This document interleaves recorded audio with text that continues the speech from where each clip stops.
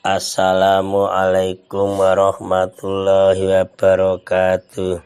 Selamat berbahagia jamaah ngaji tafsir Al-Quran dengan referensi kitab tafsir Al-Ibris Mu'alib Mbah Kyai Haji Bisri Mustafa Rembang dengan sanad Mbah Kyai Haji Samsul Mu'in Khalid, pendiri dan pengasuh Pondok Pesantren Darul Amin Cacak Banyuwangi, Jawa Timur. Semoga berkah, amin.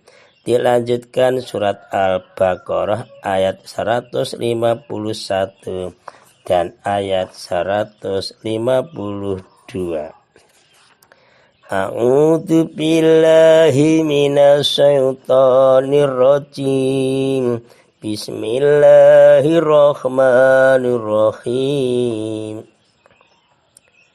Kama arsalna fikum rasulan minkum yatlu alaikum ayatina wa yuzakkikum wa yu'allimukumul kitaba wal hikmah wa yu'allimukumul kitaba wal hikmata wa yu'allimukum ma lam takunu ta'lamun.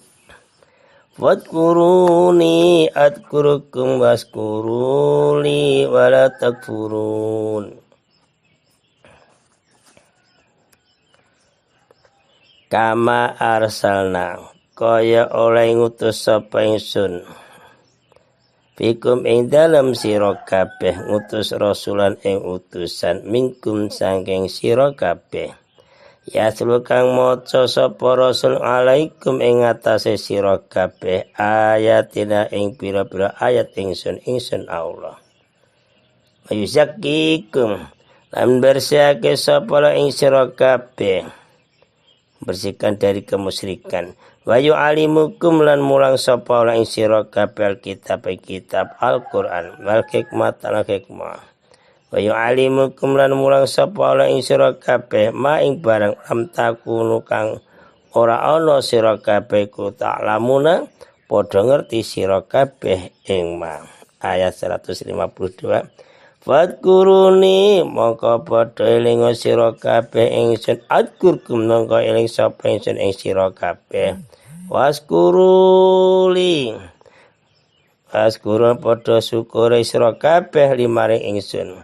Wala takfuruni lan aja padha kufur sira kabeh ing ingsun. Keterangan surat Al-Baqarah ayat 151 dan 152 dengan tema kewajiban menghadap kiblat di dalam sholat. Kewajiban menghadap kiblat dalam sholat. Ayat 151. Di antara penyempurnaan nikmat lebih sempurna lagi ialah dengan Allah mengutus seorang Rasul, yaitu Kanjeng Nabi Muhammad SAW. Nah, kita harus tidak hanya Kanjeng Nabi saja, Kanjeng Nabi Muhammad diteruskan para sahabat, tabi'in, para ulama sampai Mbah Kyai sampai Ustaz. Itu termasuk penyempurnaan Allah, penyempurnaan nikmatnya dari Allah itu. Allah memberi nikmat yang sempurna seperti itu. Di situ Kanjeng Nabi Muhammad SAW dan semuanya generasinya, pewarisnya membacakan ayat-ayat Allah, kitab Al-Quran. Tidak hanya membacakan saja, dijelaskan, dipahamkan, sehingga di situ Kanjeng Nabi Muhammad SAW dan generasinya bisa membebaskan umat manusia dari penyakit kesirikan dan bisa membebaskan dari kejahatan jahiliyah. Di situ bisa mengajarkan Al-Quran serta hikmah dan mengajarkan apa yang belum kita ketahui, yang belum mereka ketahui. Umat manusia yang banyak belum tahu gara-gara diajarkan Al-Quran oleh Kanjeng Nabi dan para sahabat dan ulama dan para ustaz, akhirnya manusia lebih paham pada Al-Quran dan hikmah, sehingga bisa mengajarkan apa yang belum kita ketahui menjadi lebih tahu.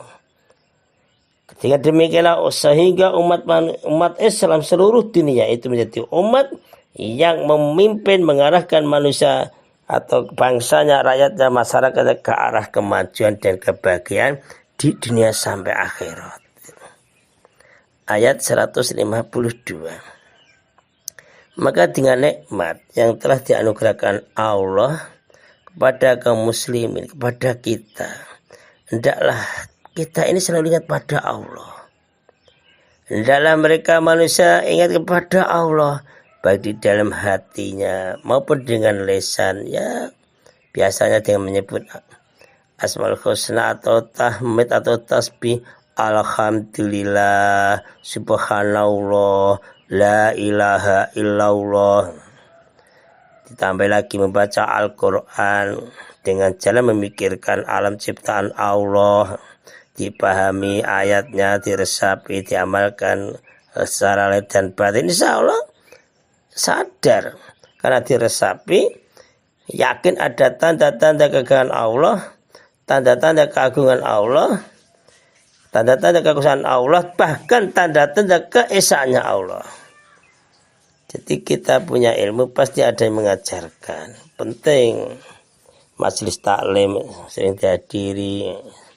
Insya Allah kita selalu ingat pada Allah. Pokoknya kumpul dengan orang yang dekat dengan Allah, insya Allah ada barokahnya, yakin. Apabila mereka manusia atau apabila kita ini kok selalu mengingat Allah, Allah juga selalu mengingat kita.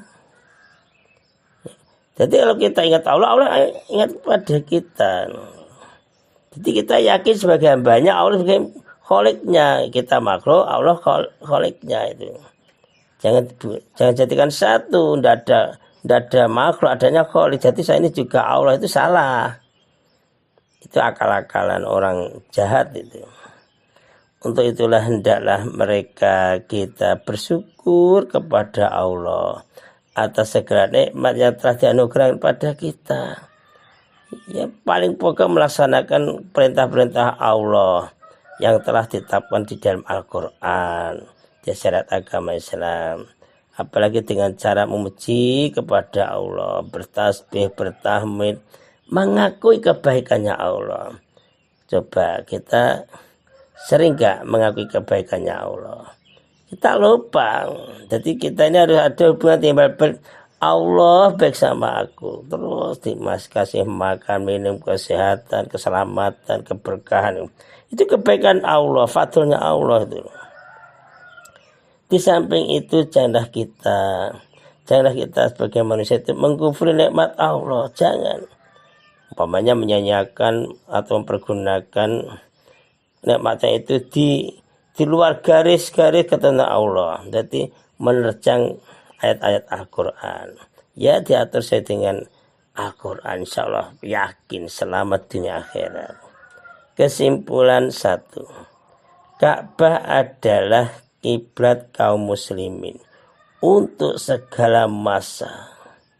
Jadi Ka'bah itu kiblat kaum muslimin masa sampai akhirat. Sampai hari kiamat.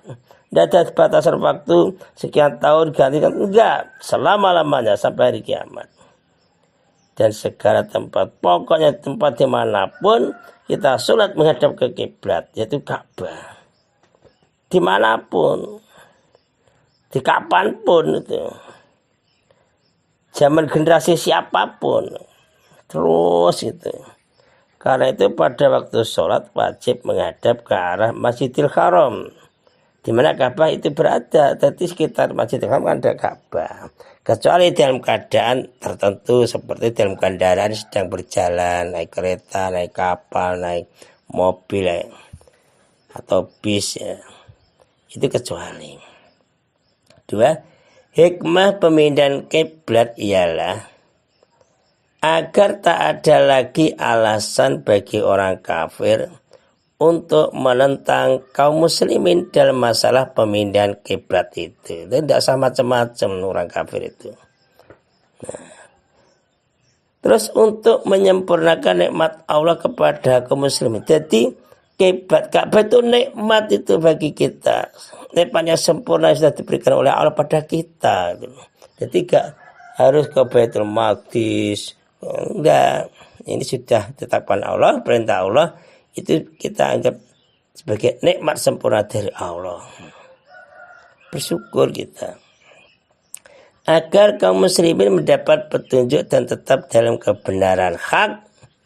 Jadi kiblat Ka'bah itu hak, kebenaran dari Allah. Hati kita nggak usah ragu-ragu itu. Yakin tuh. Kebenaran dari Allah. 3. Umat Islam harus selalu ingat kepada Allah. Dan bersyukur kepada Allah sekuat-kuatnya. Sak mampu-mampunya kita selalu ingat kepada Allah. Sebab tidak ada batas maksimal untuk mengingat kepada Allah itu sekian persen, tidak ada. Pokok semampu-mampunya kita selalu ingat kepada Allah. Assalamualaikum warahmatullahi wabarakatuh.